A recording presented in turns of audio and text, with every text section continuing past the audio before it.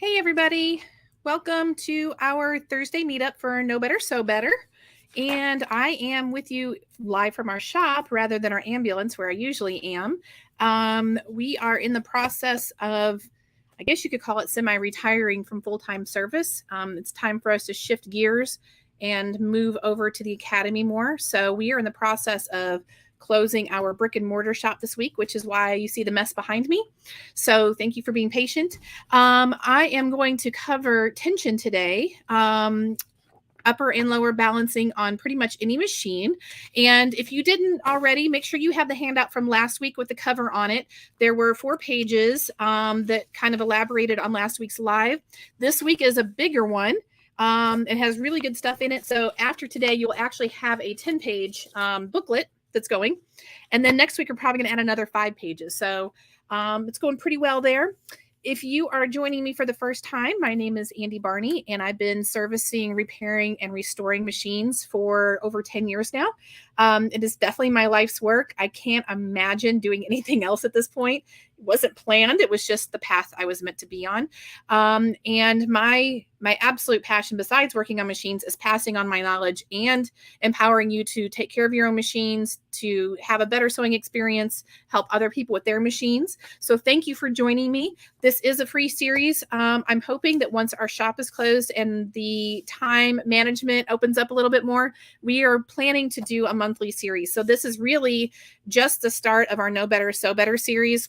The information I present here will actually be expanded upon and turned into a full-scale workshop, one that I want to continue to offer for free. It's a lot of preventative measures to avoid problems before they happen. And today is a big one for that.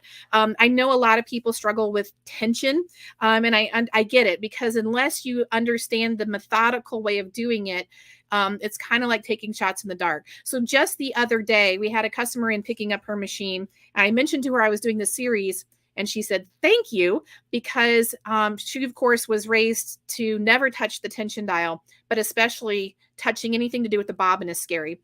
And she said that she tried it, and it was just kind of like she did a few adjustments here and there and made it worse. And that's usually what happens. So what I'm going to teach you today is my method. It's the exact same method I use in my shop. Everything I teach you is what we do every day. It's not a watered down method. It's not altered. This is exactly what we do.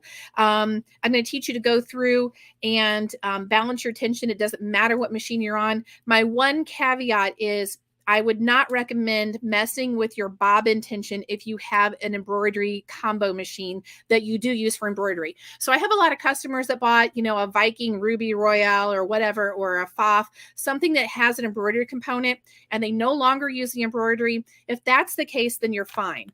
But if you do use your combo machine as an embroidery machine, I suggest that either you don't mess with your bobbin tension at all, or you have a second bobbin case. That way you can keep one for embroidery and one for sewing. And that's because when you're doing a computerized embroidery machine, the machine is set up that when it goes into embroidery mode, it automatically adjusts its tensions. So if you're manually adjusting your bobbin tension, when you go back into embroidery, then your balance is going to be way off because it can't compensate for the computer, if that makes sense. And I know a lot of people, I'd say most of my customers already have 2 bobbin cases, and they just mark them. Some of the brands actually have a little color dot on them to indicate. You can buy them separately, so they'll have a little dot that indicates whether it's for embroidery or free motion quilting or what have you. If you have any questions about that, please leave them for me. And again, if you have questions throughout today, feel free to leave them in the comments, whether you're on Facebook or YouTube. If I can't get to everyone, or I can't see them come up in my feed, I will go back and answer your questions. I think that's all I have other than getting into the material. Again, this is a very, very methodical method to doing this. And I do have what I call rules. I'm not really a rule person, except that if you want to save yourself the frustration, you do have to have some rules, because otherwise, again, you're just taking shots in the dark and hoping that something works. In my method, we're going to remove the variables. It's usually the person, the fabric, the needle, or the thread that's causing the issue. So we're going to remove those from the equation, and that way you can balance your tension. So I'm going to go ahead and start that part, and I will be glad to answer questions at the end.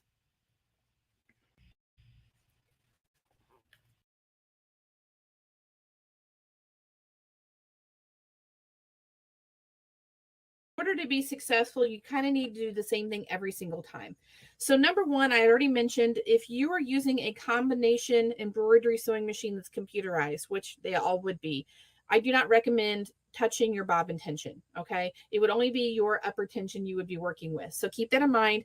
Your machine is set by computer to adjust between sewing mode and embroidery mode. So if you mess with the bobbin tensions, you are definitely going to mess up what other functions such as embroidery. Okay.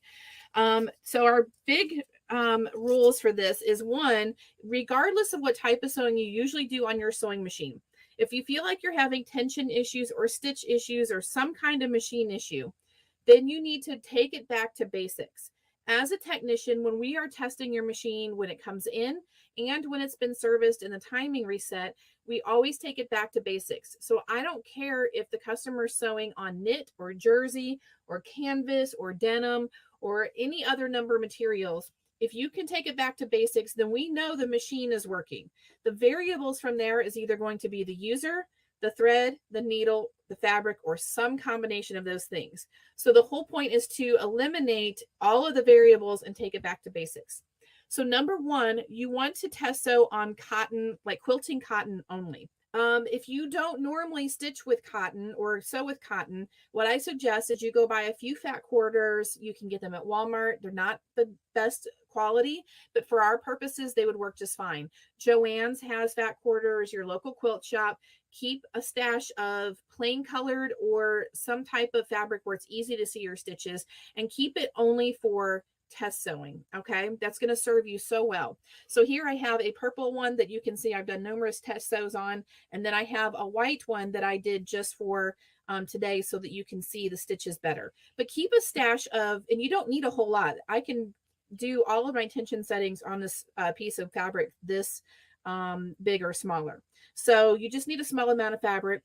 Number two, it has to be 2 layers. So what you see here is 2 layers of cotton that I've sewn. You want it to be 2 layers because if you're using 1 layer, the little knots that is called a lock stitch, it usually is supposed to settle between the 2 layers. So that's what we're going for. If you only have 1 layer, that lock stitch is going to have to sit either on top or bottom, and you're going to think your tension is off. Okay. The other issue is if you're using something like muslin or linen, the weave of the fabric is much looser, and that can cause pooling or like bunching. So this is why I say quilting cotton. You could even do probably duck cloth or something, but you just want very basic quilting cotton in 2 layers. All right. Number 3, you want to use the same thread top and bottom. Now on my sample, I did Aurifil thread 50 weight, both top and bottom, but I did do black on top and red on bottom so that you can see. You can do 2 different colors, but if you're using Coats and Clark, you have to use the exact same formula of Coats and Clark. So whether it's if you're using everyday universal or generic, or like for Uterman, you can get basic, you can get silk, major layers.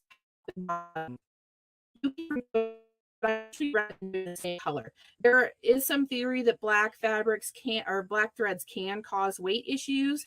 I personally don't see that on most machines, but you have to use the same weight and type. So don't use, Coats and Clark in the top and whatever you have in a bobbin. Make sure you control your results. So here again, I'm using Aurifil, Gutermann, and Mettler, and what's the other one? There's a one that you can mail order that's very similar. Common Threads, maybe. Coats and Clark is okay if that's what you use. It's not a personal favorite of mine, but just make sure you're using a quality thread and same top and bottom. All right. I also recommend using a contrasting color to your fabric. So for instance, and this is good just so you can see your stitches. If I'm sewing on purple fabric when I'm stitching, I'm probably going to use a color that's similar anyway, so you won't see so many hiccups in your tension. But when you're test sewing to straighten something out, you want a contrasting thread so you can see exactly what's going on. And that's what I did here so that you can see in great detail the difference between my threads and the fabric. All right. And as another rule, because we're sewing on cotton and testing, I want you to use a regular universal needle or a sharp. Because it's cotton, we don't want to use ballpoint, jersey, leather, denim, nothing specialty. I recommend a Schmetz Universal or a Microtex. Those are really the only two. You can probably get away with embroidery, but I do recommend Universal or Microtex.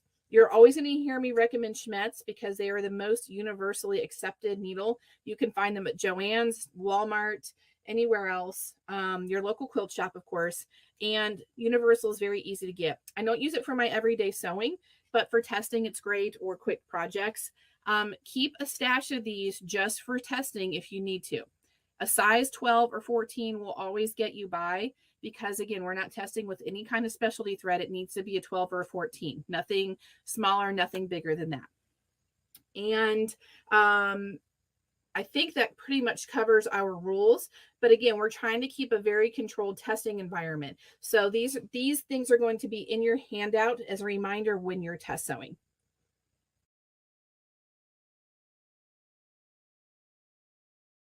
I do want to at least show you what you should be looking for because there is a lot of confusion around what balanced tension means exactly. So I kind of made a little cheat sheet here and I have it labeled because it gets very confusing.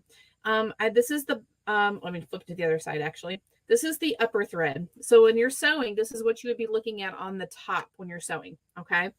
And I've labeled them because, like I said, it gets very confusing. And I'm going to show you some side-by-side comparisons as well. And I try to make these as realistic as possible. So keep in mind, I'm doing zigzag because it's the best way to adjust your tension. If you're working on a machine that only is straight stitch, then just do a straight stitch. So this is what tends to happen. This is up here on this top line. This is where the thread is pulling up to the top. So that means the upper tension is either too tight or the bobbin tension is too loose. So you can see it's more than just little points of color poking up. The red thread is the bobbin thread. It's actually pulling through and making the zigzag not a zigzag. I mean, it is, but you can see how much it's pulling up. If you look on the back, the stitch actually looks really nice. And that's because the red thread is getting pulled to the top. Okay, so that means that you're going to need to tighten the bobbin or loosen the top tension.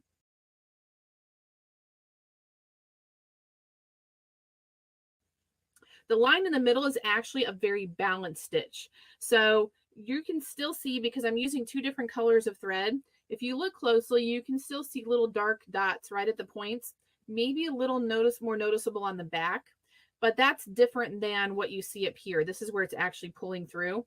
So when you're using two different colors of thread, you might expect that you could potentially see little dots of color at the points. Totally fine. And when you're sewing, you're normally using the same color thread top and bottom. So that becomes a non-issue.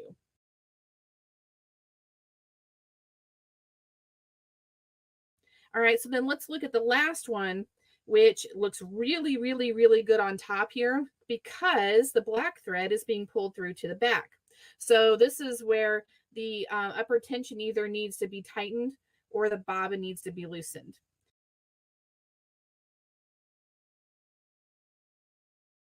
Okay, so I do have in your handout today a little graph that's going to tell you what you're looking for and what you need to adjust. And I'm also going to walk through those steps. This last one down here at the bottom, I wanted to show this as an example. If you're getting stitches like this might be more than just your tension balance. Now, in this case, there was zero tension on top, but this is what it looks like if you either miss the tension disc. If you look back at our session last week, I talked about threading your machine. If your thread's not sitting properly in the tension discs, so this is not usually just a tension setting. Tension settings look more like this where threads are pulling through. Okay.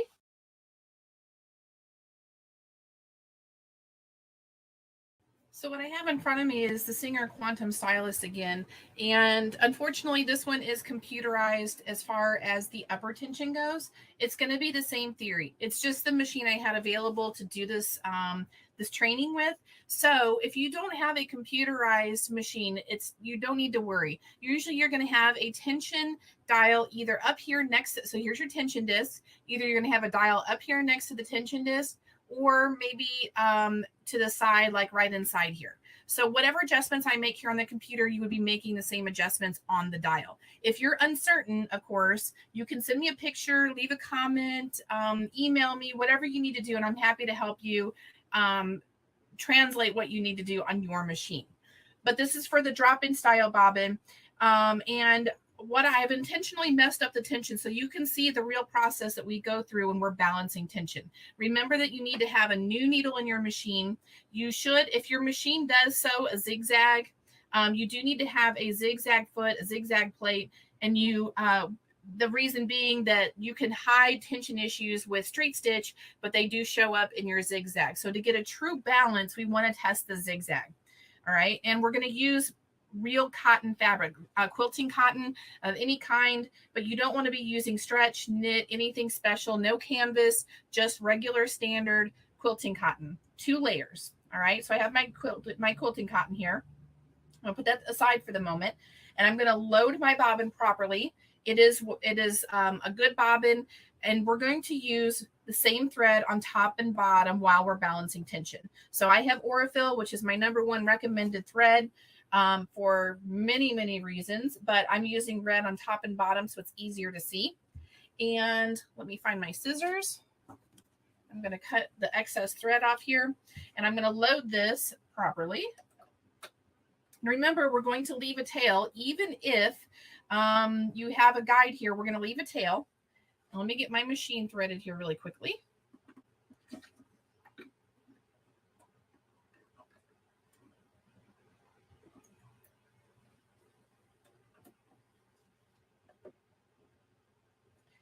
Thread through my needle. All right, so I'm going to hold the tail with my left hand. Going to drop the needle. Now on a computerized machine, you can use the needle up down. So it'll go down once and back up, and it'll pull up the thread. If you don't have a computerized machine or a needle up down, just hold your thread, turn the hand wheel toward you, 1 full rotation and back up, and then you're going to see your thread come up. Okay, so we have both tails up here. I'm going to put my cover back on the machine. All right, so we're going to start with a zigzag stitch. The size of this stitch does matter. Without stabilized cotton, if your stitch width is way too wide, it's going to cause your fabric to bunch, or you're going to see tension issues that are because of the stitch. So on this machine, because it is computerized, I'm going to do let's go back to the right stitch. So I'm going to select my zigzag stitch, however you do it on your machine, go into the settings or on your dial, and you're going to change it down to a 4.5 width. And the length we want to be 2.5 or 12 stitches per inch, depending on how your machine. So it's a 2.5 or a 12, depending on your machine. All right. And now I'm going to stitch my first line. And again, keep in mind, I have messed up the timing settings on here so you can get a real life example. So I'm just going to start on the edge and do a line all the way down. Let's speed this up a bit.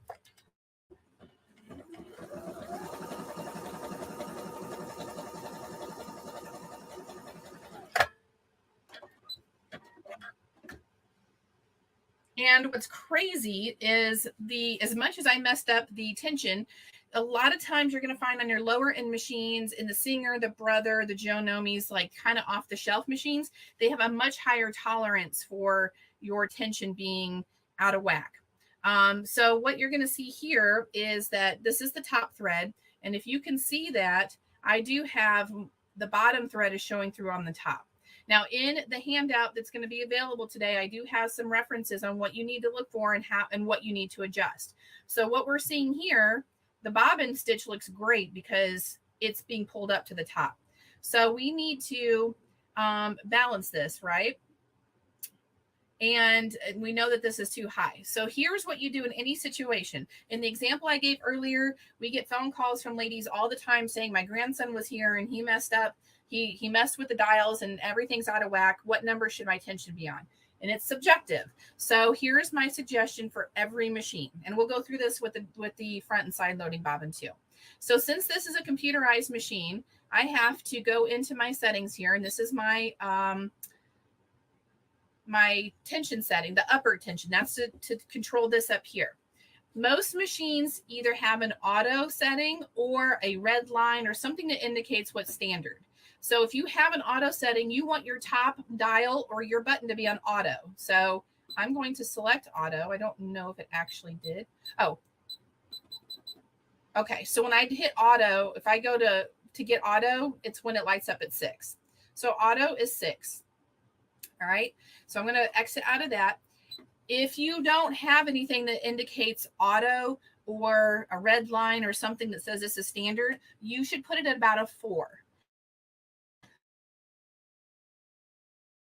I like attention without being too tight, but if you do a specialty thread and you need to adjust it, you've got plenty of room. So if you don't have any type of indicator, put it on 4. So we're going to set the top tension, and then we're going to work on the bobbin tension to make everything match up. All right. So this is the tedious process on a top loading machine, because every time that we make an adjustment, we have to take the plate off. So let me get my little stubby screwdriver. If you have a top loading machine like this or drop in, I highly recommend, these are called stubbies. If you do a search on Amazon for stubby screwdriver, you will probably find them in packs of 6, I think. I keep one in every single machine I have that I travel with or use. And for this reason, it's super easy to get in there. So you're going to take your plate off and take your bobbin out, take your bobbin case out, and you're going to see 2 screws on your bobbin case, on these types of bobbin cases. The one you're looking for is the closest to your spring here. Okay, so there's a little notch where you thread your thread through. That is the adjustment screw. And it's the standard lefty-loosey, righty-tighty. Again, there's going to be references to this in the handout, and you can refer to this video as much as you need. But when you turn it to the right, you're tightening the tension. When you turn it to the left, you're loosening the tension. In this case, because my bobbin thread is showing through on the top, my bobbin tension is too low. So I'm going to take my screwdriver and I'm going to tighten it. Now you typically want to do this about a quarter of a turn. By a quarter of a turn, if you look at where this is sitting right now, it's parallel. All right. So basically a quarter of a turn is turning it from 12 o'clock to 12:15. So it'll go parallel, 90 degrees basically. And it can be tedious. You could do this 5 or 6 times, but they are micro adjustments. So if you're wildly turning this thing, you have no basis. You're just taking shots in the dark. So turn it a quarter of a turn. We're going to put this back in the machine. Yes, this is a dirty machine. Not my machine. Hasn't been serviced yet. So let's get this back on. Put our screws back in. It is important that you put the screws in every time. If you don't, and I know this makes it a pain, but look at your plate. You have a good chance of your needle coming down and hitting that plate and causing some major damage to your machine. The feed dogs can get caught. It's just not a wise thing to leave the plate loose, unless yours really doesn't move, but I do not recommend it. So when you tighten your screws, you really want to stop when you feel resistance. They do not need to be tight.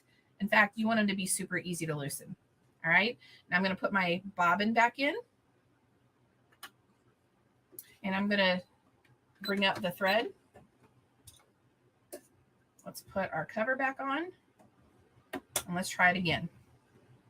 So I'm going to keep sewing right down next to the line I just sewed, so I have a comparison. All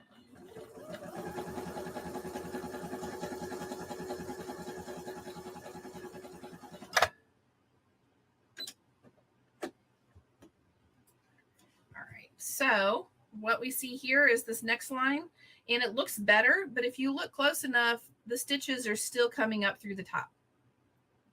So we're going to repeat the process. Take your bobbin out.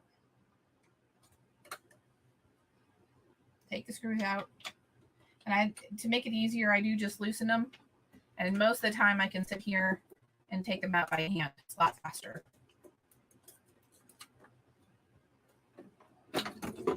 So we're going to take our bobbin case out, and we're going to tighten another quarter of a turn. So 90 degrees. So we're going to go from 12:15 to 12:30.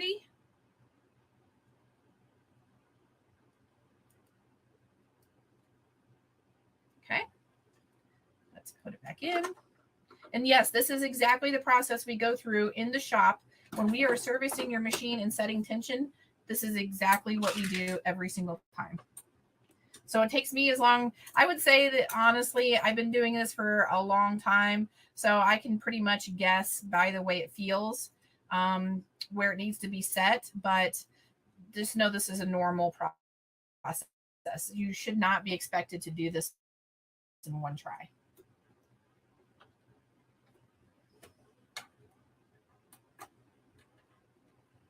Okay, and let's do this again.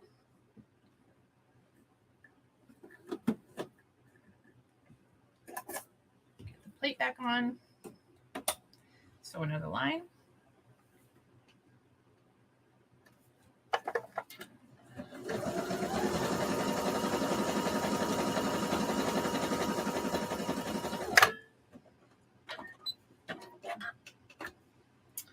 All right, we're still getting better, but you can see this is not a perfect stitch to me. So we can see we still have where it's pulling up.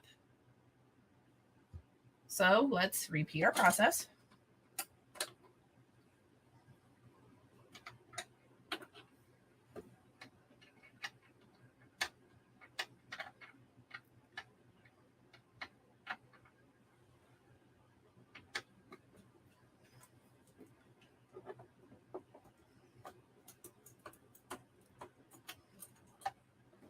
Take the plate off, take the bobbin case out. Now we're going to go from 12:30 to 12:45.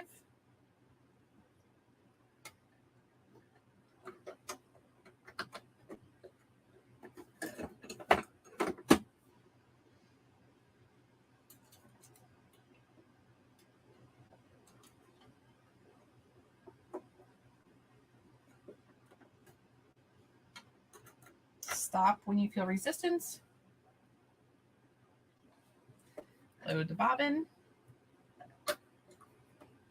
Pull up the thread. Put the cover on. Sew another line.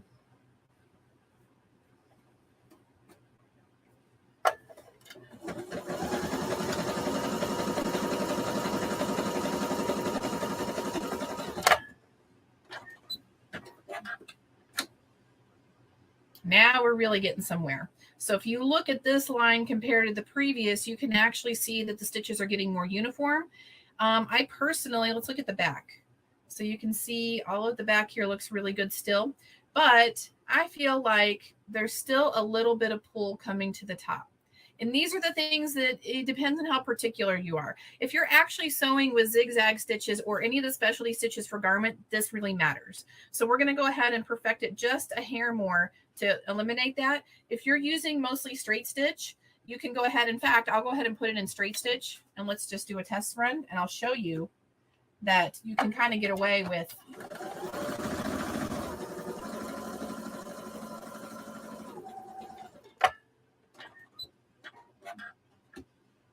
and so there's my straight stitch, which looks great. But I want to perfect this zigzag. So I'm going to go ahead and change my settings before I forget. Back down to 4.5 and 2.5 length. And my tension is still at 6, which is auto. So let's do this one more time. I'm not going to quite turn it a quarter of a turn, I don't think, because it's going to start tipping to the other end where it's going to be pulling to the back if I do. So let's get these screws out.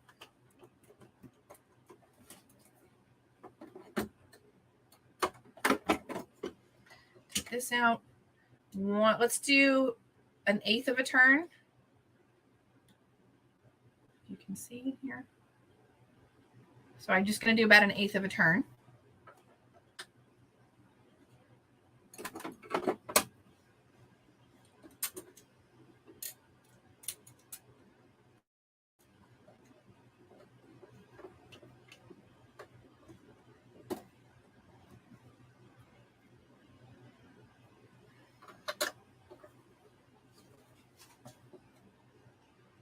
And I think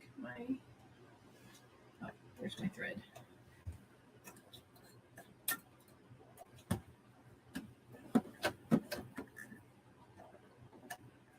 All right, pulled up the bobbin thread, put the plate on. Let's do another zigzag.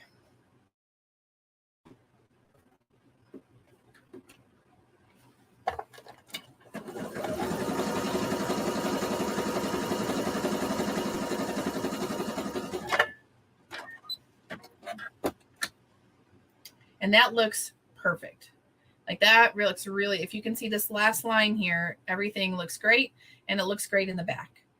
So this is exactly where my tension settings should be. And now if you go back into straight stitch mode, let's do another one just to see.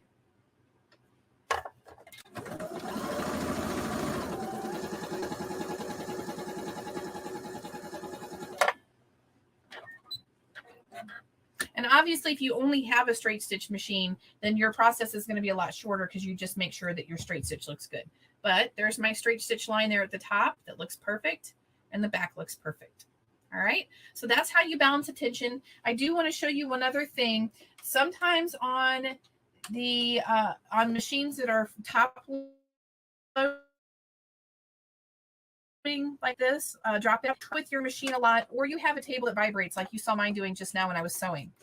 There is a tendency for the bobbin case screw, the one we just adjusted, to vibrate and change your tension, this here. So I'm not going to do this because it's a customer's machine, but what you can do is take some quick dry nail polish, which I think is pretty prevalent. I don't ever do my nails, so I'm not sure, but just get some quick dry nail polish, and you're going to want to put a little drop down in here where the base of the screw meets the metal, and that's going to help it to keep from vibrating loose. The reason I say that instead of like super glue or lock tight or anything, because if you need to adjust your tension again, it's really easy to remove the nail polish, adjust your screw, and then reapply the nail polish.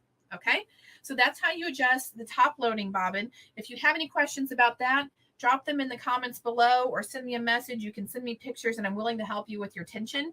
But we're going to show the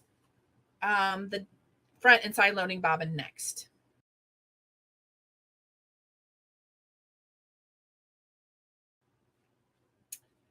Okay, so we're back to the Singer Tradition front loading machine. Again, this is standard for any front or side loading machine because it uses an external bobbin case. And I'm going to do some further adjustments after this because it's a little easier than taking the plate off the other one. Now, this is an example of what I was talking about, your tension dial. This one actually says tension next to it and gives you a little picture. And this dial here is what adjusts your tension. So this is the thing that grandkids tend to mess with in my experience. They'll come along and mess with dials. Your stitch width and all these things are not important, but your tension is very important. When people call and say, what number should it be on? I say start at 4 and see from there, but that's because every tension is different.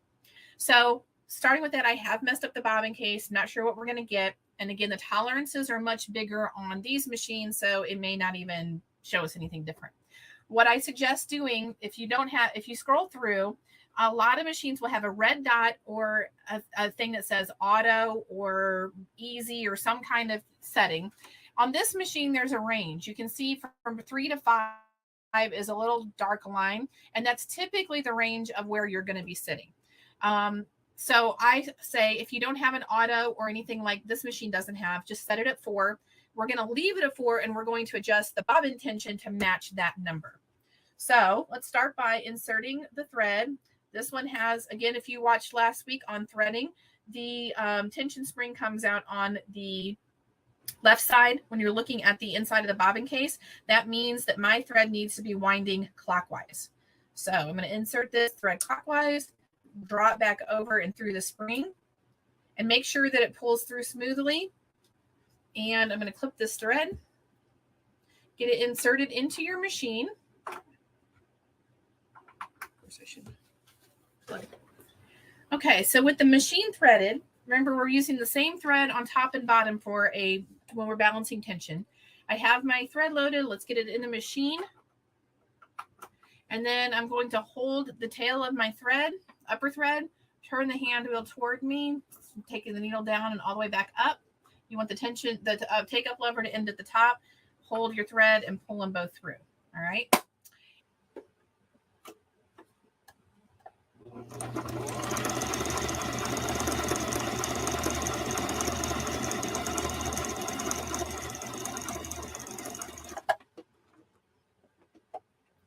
All right. Now this is an extreme example, but that looks terrible. This is my top stitch. Doesn't look like a zigzag at all. And that's because the upper thread is pulling the bobbin thread through. So that means my upper tension is way tighter than my bobbin. So we're going to make an adjustment. And this is going to take a minute because we got a long way to go on adjustments, but yours should not be at this extreme. Okay. So we have this on 4. And I should have mentioned earlier, as we talked about when you're threading, make sure when you drop your presser foot, you have tension on that upper thread. So if you're not sure what I'm talking about, go back and watch last week's video. So if your tension comes out looking like this and it's way off either on top or bottom, check your tension and make sure your tension discs are working. Okay, you should feel this little string moving, but you should not be able to pull this thread. So we're going to take the bobbin case out, leave your thread in very carefully, and you're going to find the screw that is closest to the tensioner, which is coming off the left here, whether it's on the left or the right. If you have 2 screws, you want it to be the one closest to that tensioner. We're going to turn this a 1/4 of a turn. So about 90 degrees. All right.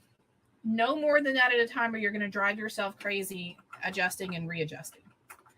So hold up my top thread, pull up the bobbin thread, and let's try it again.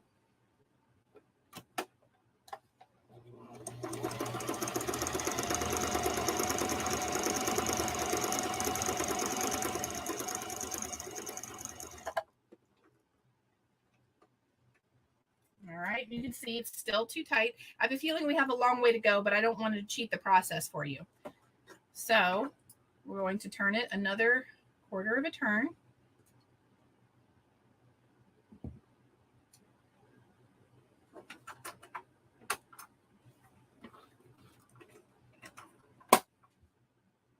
So again.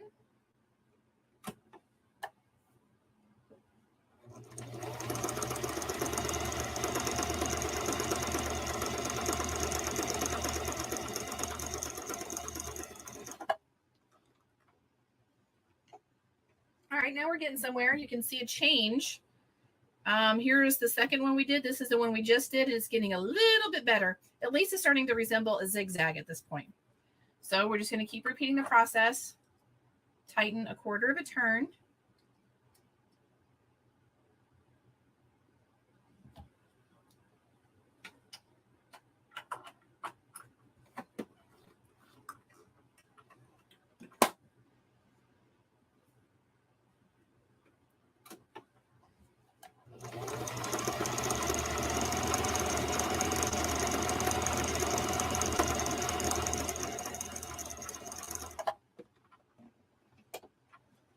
Let me trim these off.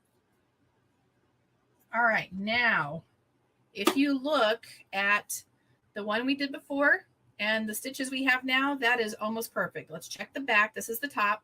This is our bobbin thread. I accidentally sewed my tails in. I mean, it is not a big deal when that happens, but.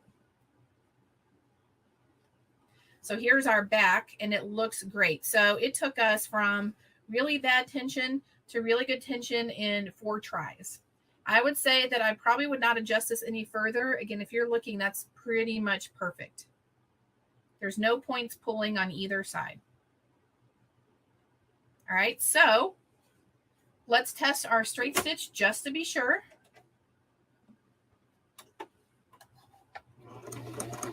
Oh, yeah. Let me change my needle position.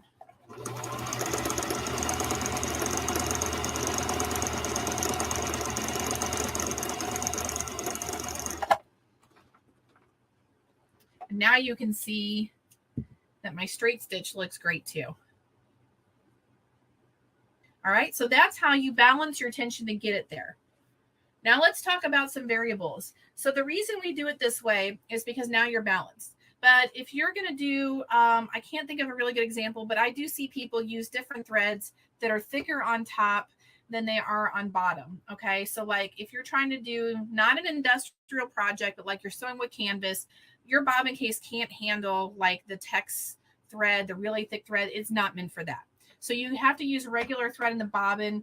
But if you're using a different thread on top, you would still do the same thing. This is where I would say, know that write down whatever number. If you're on 4, leave your bobbin case. Okay, so write down whatever number you found up here, should be 4 or auto or whatever. And let's put in a heavier thread, a different thread. and I want to show you how you would adjust it. So let's just say this is your specialty thread, and you're going to continue to use, I have a 50 weight thread in the bottom. So this is going to take it out of balance for us. And if you're using a thread temporarily, this is just a temporary change. We're going to adjust the top tension.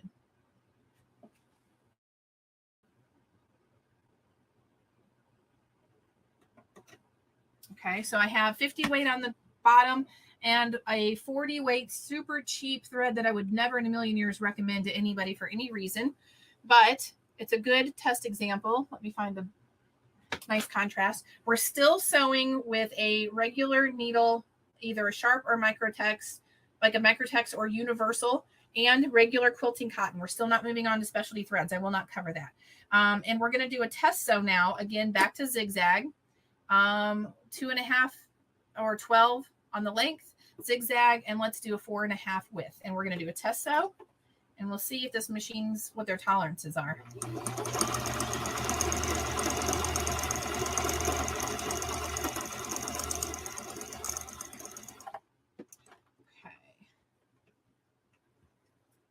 And with 2 different color threads, see, this machine actually has a great tolerance for being a low-end machine, because while you can see little pops of color in there, it's really not a lot. So if this were me, and I was going to actually zigzag with 2 different weight threads, I would drop this tension down to about 3.5.